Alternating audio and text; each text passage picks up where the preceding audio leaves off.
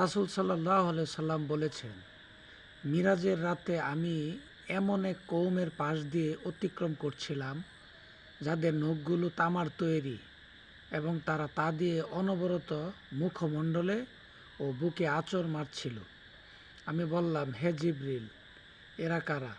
তিনি বললেন, এরা ওই সব লোক যারা মানুষের গোশত খেত, মানে গীবত করত এবং তাদের মান সম্মানে আঘাত হানত।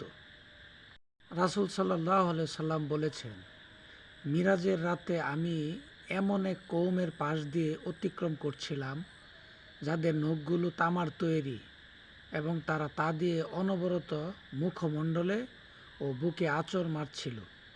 আমি বললাম, হে জিবরিল, এরা কারা?